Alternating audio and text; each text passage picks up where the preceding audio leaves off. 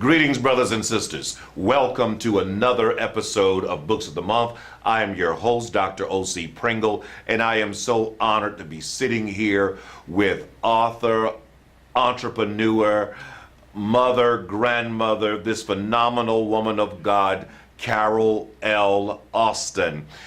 She is the author of Prayers of My Mother. This is going to be a blessing to many of you out there, quite thought-provoking. Listen, welcome. Can I call you Carol? That's right, Carolyn. Carolyn, welcome to Books of the Month. Before we start talking about Prayers of My Mother, tell me a little bit about you personally. Okay, I am a retired law enforcement officer. I am a mother, as you said, and a grandmother. I am also a real estate broker. I am also a restorative justice practice coach in Miami-Dade County, which means I work with the students in the schools to try to decrease expulsions and suspensions. Awesome. Yeah, I am a certified internal auditor, which means I can come and audit your books. No, we're not talking about that, but go ahead. Yes. Awesome. And, so in my part-time, I do the restorative justice coaching, and I also travel with my book, Prayers of My Mother. And you are also a very busy woman. Very Yes, sir. busy woman. And I must say this, your mother and a grandmother, whatever water you're drinking in Dade County, would you please mail some to me? I'm telling you, you don't look like a grandmother. Well, grandmothers are different nowadays. Yeah, that's right. Yeah. That's You don't right. look a day over 30. I'm serious. Oh, thank you. Wow. Thank you. So tell me about Prayers of My Mother. Okay. Prayers of My Mother actually began because of one of my childhood friends going through a really bad divorce, and she wanted my mom to pray with her. Well, my mom is 92 now, and she has Alzheimer's. Wow. So mom is not able to pray with people like she used to. So I told my friend I'll do it. So I started praying with my friend each night, sending her a text message prayer just to uplift her spirits. So she got to where she started depending on them. So the next month, and this was in January 2014, then the following month, February, another friend called me, distraught about a relationship, and I kind of said, okay, I'll send a text message to you too. But then when the following month, a third friend called me suicidal, saying that she just wanted to go to sleep and not wake up, at that point I was like, okay, Lord, what's going on? So I started sending all three of them the same text message. Well, I began telling people about what I was doing, and they wanted to be added to the text message. So from that point, it became an email prayer. So I started doing these devotionals. They evolved from just a prayer to a devotional. So now I have 79 people that I send an email devotional to each night.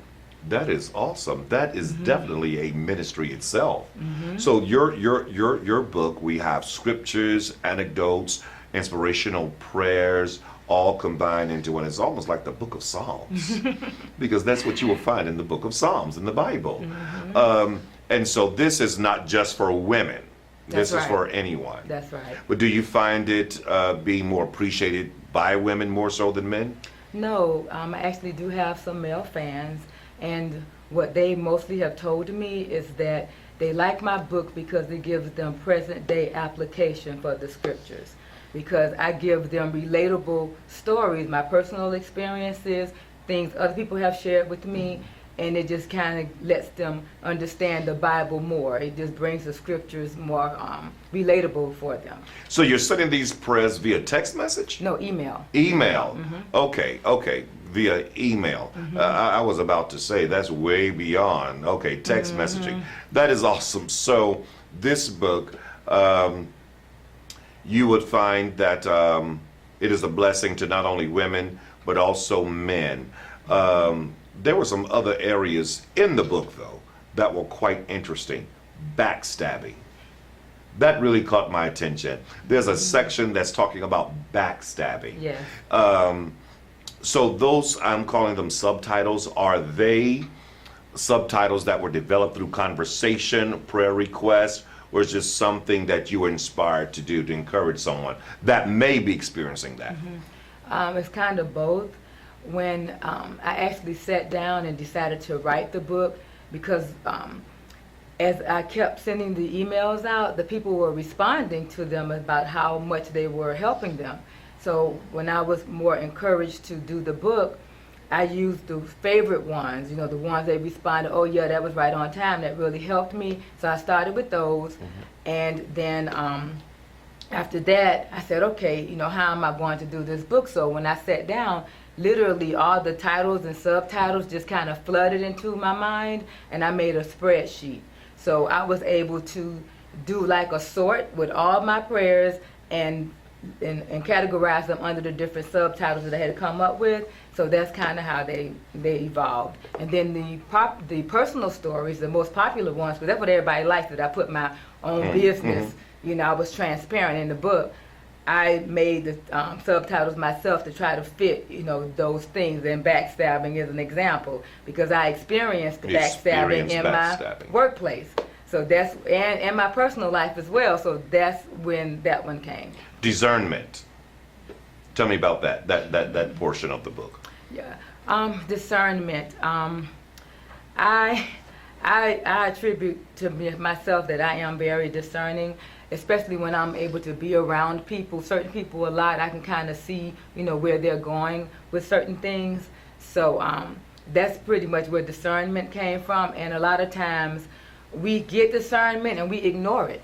So sometimes I say, or lack thereof of discernment. Don't trust it. That's right, because you know, you get it, but you want to believe, you know, you want to believe whatever's in front of you, so you just kind of ignore it and you dive right in anyway. And then after everything happens, you're like, okay, I knew that, you know, I ignored that, so, you know, it's your own fault because you ignored it. You knew it was going to happen, that type of thing. So did your mother develop prayers in the same manner, prayers for particular things? No, not exactly. All of this just started with you basically mimicking or repeating your mother's prayers? No. Okay. No. The title prayers of my mother actually came from me determining that what I'm doing now is the answers to my mother's prayers for her children, that we have a relationship with God. So the prayers of your mother caused you to be a prayer warrior. That's exactly right, because she was a prayer warrior. When I was growing up, people actually came to our house for prayer. I was like 15 years old, and I was like, you know, this is weird, you know, but you're 15, it's your mom, so, you know, whatever. So that's why that one friend I talked about would call me, because she would call my mother to get my mother to pray with her whenever she was going through something, which I didn't know she was doing that until she got to a really bad moment and wanted to reach out, and she called me really, you know, distraught about her situation. And so me just taking my mom's place, because my mom was not able to, started this journey for me. So at the time of the writing of the book, your mother was 92, or was it when the young lady was coming? Yeah, so she was like maybe 88. So she's currently 92. She's 92 right now. That is a blessing. So is she aware of what you're doing? Well, that's interesting too, because when I started, this was 2016 when I decided to write the book. I started praying with my friends in 2014. So when I decided to write the book, I was talking to my mom, because you know, when people have Alzheimer's, you don't know whether they're listening to you or not. So I talk with my mom. Sometimes she remembers me, sometimes she doesn't. So I talk with her anyway. I'll talk with her. So I started telling her when I was writing the book. So one day, you did tell her. I did tell her. Listen, I want to hear some. I would love to know your mother's response to that. That's right. Okay, hold that thought. We'll be right back after the word from our sponsors. Don't go anywhere. So you've decided to go to college. That's cool. So pop quiz. Which is a better way to earn your degree? Commute to college and fill your gas tank, get stuck in traffic, drive in bad weather, try to find a parking space, walk a half-mile to class, or learn online at Independence University. In the park on a bench, on the beach on a towel, or on your couch with your kid, your campus is wherever you want it to be. You don't go to college. College goes to you. That's independence. That's Independence University. You schedule classes around your schedule, and all your supplies, including a brand new laptop and tablet, are included with tuition. At Independence U, you'll learn from professional instructors with real work experience. You'll get personal support in school and employment assistance when you graduate. Get your degree, but keep your life. That's independence. That's Independence University. So if you're really smart, you'd call now. 1-855-654-4561. Independence U, for an independent you. 1-855-654-4561. Hey, and we're back to hear more from Carolyn Austin. She's a phenomenal author. And I know you stated that you're not, quote unquote, a preacher, but you sound like one to me. You sound like one. You're absolutely phenomenal. You are definitely anointed. You are an anointed prayer warrior, without a doubt. Without a doubt. The prayers of my mother. That is the title of her book. So you were, before going to break, you mentioned introducing what you're doing to your mother. What was her response? Well, she didn't really have a response because, again, she has Alzheimer's, but I would just talk with her and just tell her about certain things. So one day I was visiting her because at the time, my mom's in Miami, Florida. I live in South Carolina, Columbia area. So I was visiting my mom, and she just says to me, book, book. And I almost passed out because I did not know that she could hear me or was even really listening. That's why when people are sick, especially with different, diseases as far as those mental health type things, you should mind your counsel around them because you don't know what they're listening to. So when she said that to me, I was like, Mom, I'm working on it. I'm working on it. So when I finally finished it about a year later, and also they said that she was going to be not with us that much longer in 2016. So that also pushed me to get the book done. So as she continued to remain Wait a minute, here, it's 2019. I know exactly. And your mama's still here. And she's still here, that's right. So a year later, she's still here. I'm able to go and put this book in her hand. And I read the two things that I felt that she would understand. And it was the call and don't eat your vomit. So during Don't Eat Your Vomit, she actually laughed because I felt like she remembered that there was something that she told me. And that's why I wanted to include it in this book. Don't eat your vomit. I was headed there. But since you brought it up, let's talk about don't y'all be eating your vomit. Okay, so talk to me. Don't eat your vomit. Okay. With Don't Eat Your Vomit, when I was going through my divorce, I already know where you're headed right now. I already know. That's why you're going through what you're going through, because you keep going back and eating something you done thrown up. All right, go ahead. So when I was going through my divorce, I was talking with my mom about it, and I began to change my mind. And she said, you don't eat your vomit. Then she began to tell me that it was scriptural. In the scripture, 2 Peter chapter 2, verses 20 through 22, she began to tell me about the dog returning to its vomit. And I understood. She explained some more to me, and I understood that, just like you mentioned, you don't keep going back. When something's not working, stop going back and doing it over and over again, eating it over and over again, taking it in over and over again, being treated the same way over and over again. You have to move forward. So I use that not only for, marriages or other relationships that don't work, but even friendships, work relationships. When you see it's not working, you need to start planning to move on. Move on. And when you move on, don't go back. Don't turn back. And eat your vomit. Wow. What's another portion of your book that has really caught people's attention? I know that vomit part did. Yeah. I do want to talk about baptism, but this question first. Okay. I think another one that has caught people's attention is shame. I talk about it and I relate my own shame, in the book. And I use the scripture about Tamar. Tamar being raped by her brother, and how she, tore her garments and put, on her face and just, openly expressed, her shame. And sometimes we can't help but openly express it because it's on our sleeve or it's in our actions. And for me, my shame happened when, I was all excited planning my wedding, getting ready to get married, and then maybe about a month out or something, my fiance then, started acting funny. You know how we say you start acting funny. But he started acting funny, and I realized that he was backing out. So I had to call all my friends and relatives and cancel the wedding. Oh. Wow. At the time, I know, and at the time, I didn't know that my dad was so happy, that I had canceled it. But at the same time, my dad cried because he felt the hurt that he felt like I was feeling. Oh, wow. And nobody told me. Nobody told me how happy they was that I had canceled the wedding. Nobody told me that my dad had cried. Nobody told me that they were feeling like this person wasn't right for me. So I felt shame later when I found out that these were the reactions of my family. But what what I felt is that if they had expressed to me how they felt about him and about the situation, then I may not have eloped. So I eloped with this man because he... Wait a minute, stop. Stop, wait a minute. So you planned the wedding and then homeboy started tripping. You called everybody, told everybody the wedding was off, and then you went and eloped with this rascal. Now that's what you call vomit. That is some serious vomit right there.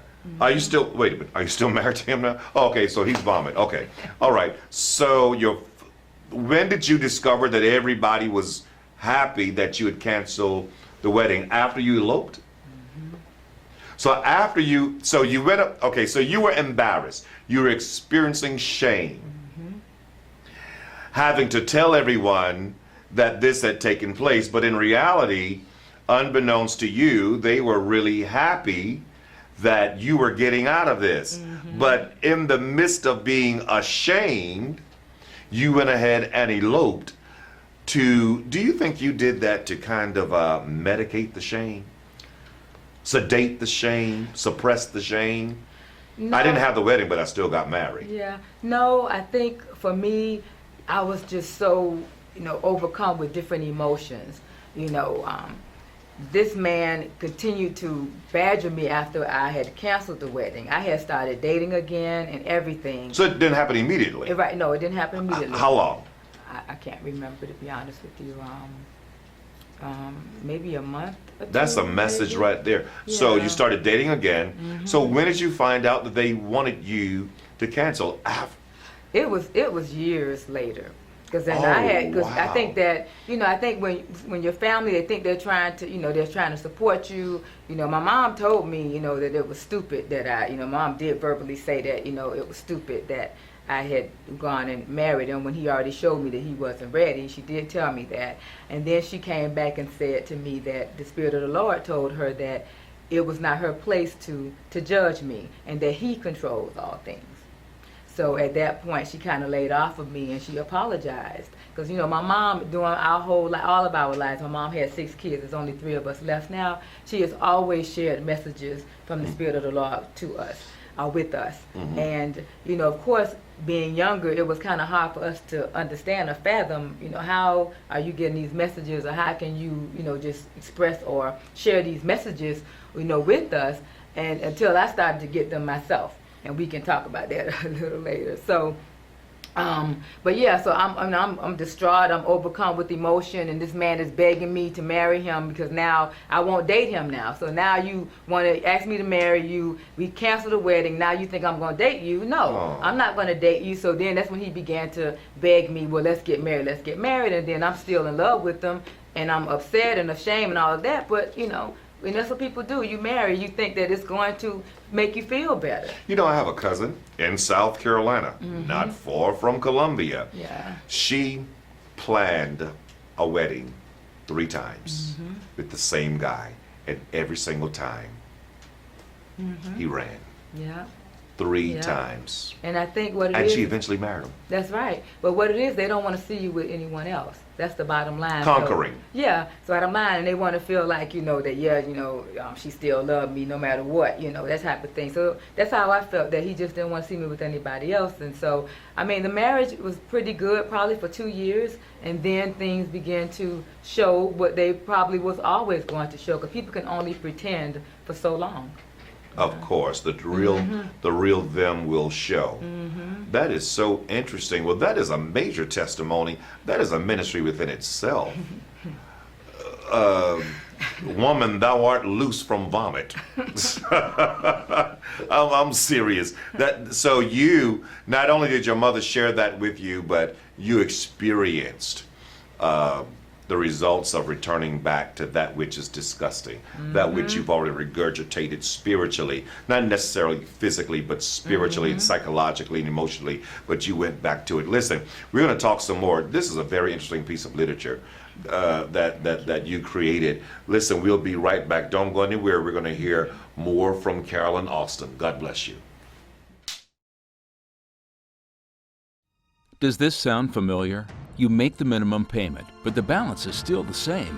You make a payment a few days late. Here come the late fees, past due notice, and the collection calls. We understand dealing with debt problems is not easy. It is stressful and hard, not only for you, but for your loved ones, your family. You're not alone, but you must understand debt problems only get worse unless you take action. If you owe more than $10,000 in credit card debt, medical bills, or other unsecured debt, please take a minute and call the number on the screen. Learn about programs that have helped thousands of people get out of debt. Reduce your monthly payments, cut interest, and even settle your debt for a lot less than you owe. Save thousands. Get your life back. Call the number on the screen now. It's a free call, free information, and most importantly, you will have options. Remember, waiting will not make the problem go away. Call us. Our lines are now open. And we're back with more from author Carolyn Austin. You are a phenomenal woman of God. We were just talking about how you went through the whole thing of being engaged, cutting it off, and all of that, this, that, and other. I just believe all of that, as the scripture says, all things work together. I believe God was just forming this equation that will ultimately result into who and what you are today. And I'm assuming that what your mother possessed, it was bequeathed to you, but was it before your mother? Yes. Starting definitely. with who? My grandmother. Your grandmother. My grandmother. What's her name? Margaret Riggs. Margaret Riggs. Was she South Carolina? Actually, she was born in South Carolina. What part? Now that I don't remember. Okay, Yeah, South that I Carolina. don't Okay, remember. I'm from South Carolina, so I'm a little partial to that. That I don't remember. But yes, she was from South Carolina. Actually, she was. Her mother was African American, and she was raped by a German Jew. I believe that. Wow. So. So your great grandmother. No, yes. Your great grandmother. Right. Black woman raped by a German Jew. That's right. That wouldn't have been her slave master, though. That would have been after the emancipation. Yeah, Okay. that I don't know. So my grandmother was born in South Carolina. Then my mom was born in Nashville, Tennessee. So your grandmother is the result of the rape? No, Okay. her mother was. Got you. Okay. Yes. So anyway, my grandmother ended up getting to Miami, Florida, to an area called Liberty City, Florida. Oh, I know of Liberty City. Yeah, Liberty City, Church Florida. many days down in Liberty City. Yeah, so in the 50s and 60s, she was known as the Barefoot Prophet in Liberty City, Florida. So that was my grandmother. I think I've heard of that before because I pastored in Brownsville. Really? Yeah, several years ago. Yes. I think I've heard of that. People talking about the old days, like Pastor May Francis Williams and some of those older ones down there. I think I remember hearing about that. But go ahead. Yeah. So, phenomenal women in your lineage. Yeah, Wow. Yeah. So my older brothers, because there's like a big gap of about 15 years between me and my older brothers from my mom's first marriage, and they would tell stories about picking glass from my grandmother's feet because she believed in wearing all white and walking barefoot. So that was my mom's mother. So that's why, my mom is the inspiration behind this book, but it was her mother, my grandmother, who was her inspiration for becoming that prayer warrior. And Carolyn?